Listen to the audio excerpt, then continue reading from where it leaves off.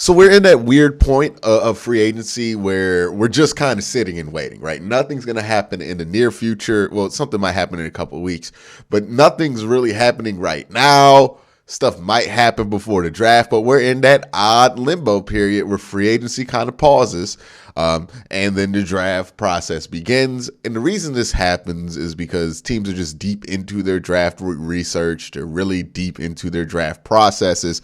Pro days are going on at the same time. Private visits, all of these things are eating up time to GMs, so they don't really have time to do the same thing with these free agents. So this process slows down for them, and for the rookies, this is where the process heats up. This is where you get updated on draft stock risers and fallers. That's why all of a sudden the quarterbacks have jumped from like maybe top 20 picks to top 10 picks guaranteed, right? Because people are catching up on what these teams feel and where these teams are at. So that's why we're in this weird period when it comes to free agency, but that doesn't mean we can't talk about free agency. With the Browns free agency, there's questions of players that they could bring in that are new and a lot of players that they could bring in that are either, in one case, still on the team, and in other cases, players that you could bring in that were on the team last year. So I want to talk about each of these players and tell you how likely it is to me that those players return, what are those reasons, and then obviously what those players would bring to this team and why the Browns would want them back. And the first guy we're going to talk about is Jadeveon Clowney. Now, I think Jadeveon Clowney is the safest bet to come back this year, simply because the market is still cool on him. I anticipated this for him, right? He had a good year. He might have thought he was going to be getting this hot market, right? And I feel bad for Jadeveon in this way because he had his good year just 2 years too late, right? If he had this good year with health and sacks a couple of years ago, he would have definitely gotten a long-term multi-year deal by some team. But since he had this good year when he was 29, it's just too late for him, right? He now enters the veteran pass rusher market instead of the premier pass rusher market in free agency, which means teams are going to be willing to give him long-term deals, and the money's going to be capped at probably I know the Browns offered 12, but I don't see another team going over $12 million. So that's probably going to be the offer that he's going to get from everybody else. If that's the case, it's very likely that he comes back to Cleveland on a 2-year deal. This is an unfortunate case for the player of just missing his window to get the big bag, right? He has missed that window to get the big bag. And now he is going to have to settle for a substantially lesser bag, unfortunately, because of his own health situation and his performance, right? And again, I think a lot of the hesitation to give Clowney that money is because he's 29, it's because he's had these injuries, and also because his best year has been next to Myles Garrett, which some teams are going to say, hey, if you put the right pieces around him, he's the guy, but he can't be the main guy on the defensive line, which is a fair point to make with Jadeveon Clowney. He's never been the main guy when he's produced, right? J.J. Watt was alongside from Jadeveon Clowney, and then you look at this year, Myles Garrett, so he kind of needs that premier guy. He's I don't want to call him a Robin because I feel like that people take that as disrespect, but he is a great partner in crime, but he is not going to stop crime by himself, right? That's just not the kind of player he is. You need to have somebody else to take up the sack work. So 80% chance of Jadeveon Clowney comes back. If he does come back, I think that's going to be great for the Cleveland Browns just because of what he adds in that run-stopping game, on that edge, that athleticism. We saw it all last year. It's not a lot to explain here with Jadeveon, why the Browns will want him back. But yeah, Jadeveon Clowney, I think it's very, very likely, 80% likely that he returns. All right, let's talk about Jarvis Landry real quick. Is it likely that Jarvis Landry returns? I would put this at 40%, but it's going down as the days go on. More teams are showing interest in Jarvis, and I do think there is interest from the Browns with Jarvis Landry, and there's obviously interest with Jarvis for Cleveland, right? Both of these teams never really wanted to break up in the first place. It was very clear that they never wanted to break up, but they kind of had to because of money. And now Jarvis is at this place, and it's a very similar place that Jadeveon Clowney is at. And it's no coincidence that these two players are around the same age, right? They're both 29.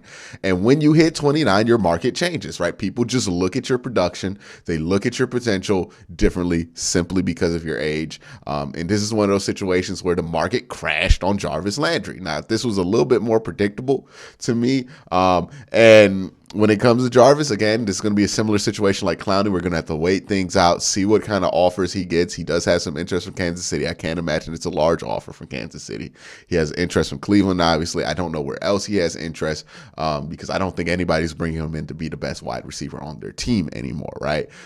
So that's kind of the situation with Jarvis. I think 40% is likely for him simply because if the choice is between being the third choice in Kansas City, well, would he be the third option in Kansas City because Tyreek Hill is gone? Because they got Juju Smith-Schuster. And the issue with Jarvis, too, over with Kansas City is Juju plays the same position as him, right? Juju is a slot who can go and play some Z and run some outside routes, but you really just want to get him the ball underneath and let him do his work after the catch. That's exactly the kind of player Jarvis Landry is. So when you already have Juju, it makes it awkward to fit Jarvis Landry on that same roster. Even though they could do different things and they're a little bit versatile in that way. Like, it doesn't take it out completely, but it is a more awkward fit. So I think Cleveland's probably the most likely team that he goes to, simply because they don't have anybody yet on this roster that does what Jarvis Landry does. But I think this is going to be a situation where the Browns are going to wait to see what they can get in the draft. If they have enough room for Jarvis in that rotation they feel, they'll go after him and they'll sign him. But they're waiting to see, hey, let's not pigeonhole ourselves and think we only need one wide receiver. Let's see what happens in the draft if things fall away. What if we get two of the guys that we really like in the draft? Then that puts Jarvis in an awkward position again. So let's just wait till after the draft. It's best for both parties and see what happens there. And that's when they will decide with Jarvis Landry. I mean, if you're asking me personally, would I bring Jarvis Landry back? Obviously, I would. I love Jarvis Landry. I think he's a great player, great leader in that locker room, and somebody who's just real helpful down the stretch, when you need veterans to be veterans. But, whether the Browns do it or not, we will see. I think this shakes out after the draft. If the Browns leave the draft with one wide receiver, I would up this to like 70% likely Jarvis Landry returns. If they get two wide receivers in this draft, early round wide receivers especially, then this gets a little bit more dicey with Jarvis Landry because I don't know what the fit is with him. All right, let's talk about somebody else, Odell Beckham Jr. What's the percentage in my mind that he comes back? This is very unlikely. I think it's like 15% that he comes back. It just makes no sense for Odell to declare anywhere where he's going to be back unless he gets like good money. And it doesn't seem like he's going to get good money because we're talking about him being available in late March. So with Odell, I just don't think this is likely. Look, Odell, for whatever happened in Cleveland last year, it was clearly a football reason why he did not want to be here at the end of his run in Cleveland. Some people equate that to his hatred of the city. I think people have projected way too much onto that whole thing. I don't think he hated the city as much as some people make it seem like. But I just don't think this is the right place for him to be. Because one, if they bring back Jarvis, Odell, and then they have Amari Cooper, what's really Odell's role in that, right? Amari is going to be the Z receiver. You want to fit Donovan Peoples-Jones in there at X sometimes, and then you're also going to have Jarvis Landry in there running the slot. Like, when are you really going to fit Odell Beckham in? And then also, like, when is Odell Beckham going to play? He's trying to come back for December. Does he really want to come back in December and like have a set situation? Or is this a situation where you want to just do your rehab on your own and then be able to fill out what teams that you want? If I'm Odell Beckham, I don't make any commitments until I'm deep into my rehab and I know that I'll be ready to play in December, just because you want to be able to pick where you play, right? You want to be in a situation where, hey, if a team looks like they're going to make a run and you fit, make a run, fit there. Or a team, is making a run and they lose a wide receiver that you can replace, I would do that if I were Odell Beckham, right? That makes more sense for him. So I really don't think Odell's going to sign anywhere until September or November at the earliest. And that's simply because it just doesn't make sense for him to sign anywhere right now. Like, what if he signs up for the Browns and the Browns have a disappointing season, or Watson gets suspended for the year, and then he ends up playing 4 meaningless games at the end of the year? Ain't going to help his free agency value, right? So that's why if I'm Odell, I don't think this thing happens. And also, it just seemed like Odell needed a fresh start, right? It seemed like whatever was in the air in that locker room in Berea just was funky for him, right? And put him in a funk. It put the whole team in a funk. And I wouldn't blame Odell for wanting a fresh start from this whole situation the same way I'm not going to blame Baker for wanting a fresh start from this situation, because the air was funky in there. Let's talk about 2 guys who are not Cleveland Browns right now. We're going to go Will Fuller here. Will Fuller, I think this is equally as unlikely as Odell Beckham, because it just doesn't seem like Will Fuller is the type of player that Andrew Berry wants to go after, right? You're talking about an injury-prone guy. You're talking about a guy who, he is young, but he just hasn't played a ton. A guy who does not been a consistent catcher of the football, who is also a deep threat. And also, in Andrew Berry's eyes, I'm not saying this is how I feel about it, but in Andrew Berry's eyes, you have to feel like Will Fuller provides everything that you have with Anthony Schwartz, so why not just use the guy that you already drafted, right? Because Will Fuller is a deep threat. He's incredibly fast. That's the reason you drafted Anthony Schwartz. So unless you think he's already not going to pan out after 1 year, which is highly unlikely that he feels that way, regardless of if everybody else feels that way about Anthony Schwartz. It's not how Andrew Berry's going to feel about that. I just don't see where it is that he would fit Will Fuller in. It's also the same thing with Odell Beckham, right? It's kind of an awkward fit now, to where they kind of have Anthony Schwartz that they want to work into that position. So I just don't think it's likely. Next guy we're going to talk about is Akeem Hicks.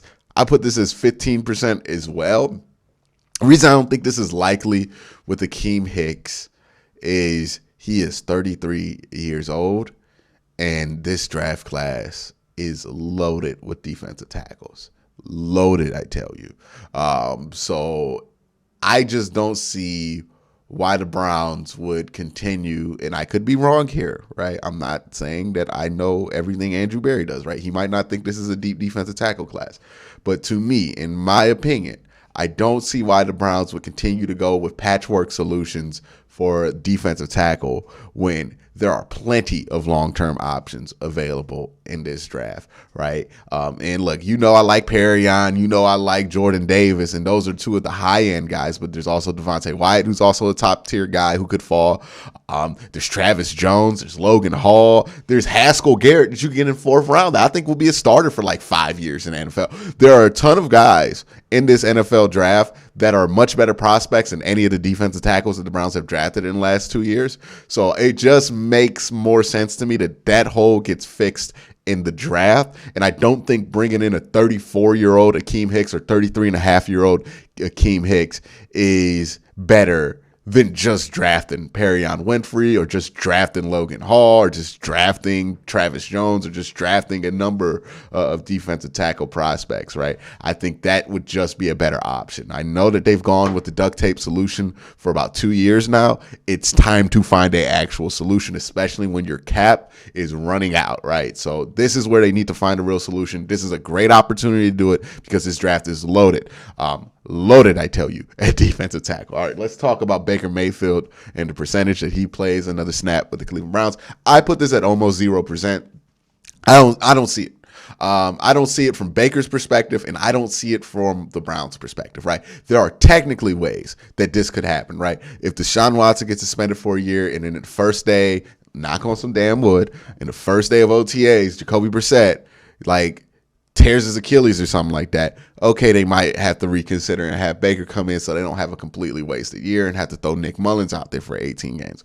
But barring something like that happening, I really don't see it as likely. So maybe you could say there's 2% chance that this is going to happen, but I just don't see it being something that is likely because only in that scenario would it be mutually beneficial for everybody if Baker Mayfield played, right? It would be mutually beneficial in that scenario for Baker Mayfield just because that looks like the one place he could start. And in Baker's, like if I were in Baker's camp, like I understand you got beef with the organization, but playing somewhere is better than not playing somewhere, right? And then for the Browns, obviously Baker would be a much better option than whatever you can get off the street at this point. So that is the one scenario where I could see it happening. I just don't think that scenario is very likely, like the combination of those things happening.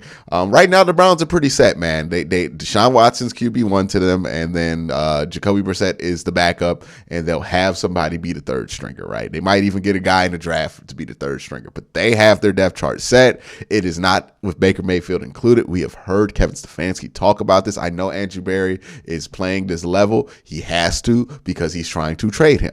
But the people who don't are not acting like Baker Mayfield's going to be here next year, right? Jimmy Haslam did not make it seem like they were going to keep Baker or that relationship was going to continue, and neither have Kevin Stefanski, right? Like this is pretty clear, obvious that they're moving on. And that's even in a scenario if Watson gets a lengthy suspension. And I'm just going to tell y'all, and I've been putting y'all up on game for a while here, right?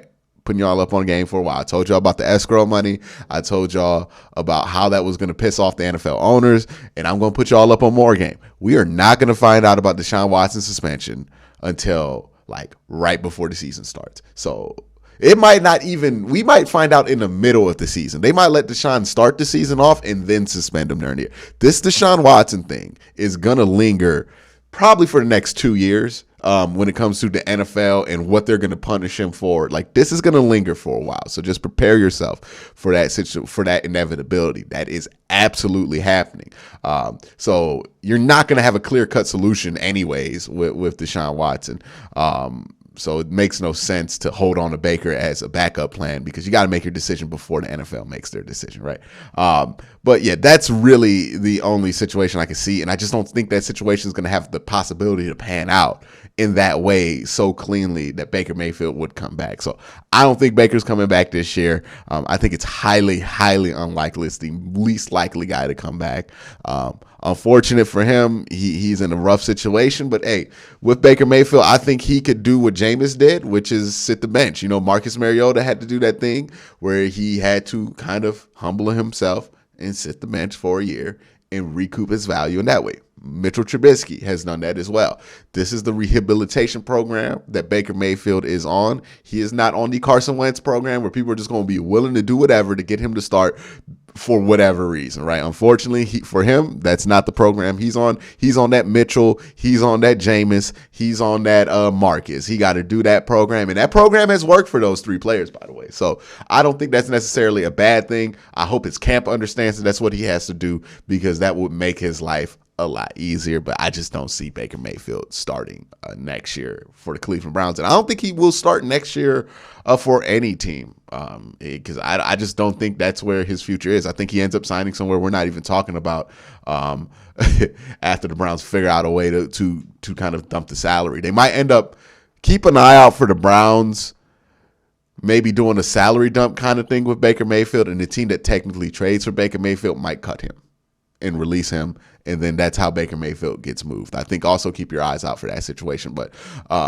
that's really what's going on with that whole situation. That's my thoughts on who might come and who might go for the Cleveland Browns. Let me know your thoughts in the comment section below. But again, guys, thank you for watching. I want you guys to have a great day. Have a good night.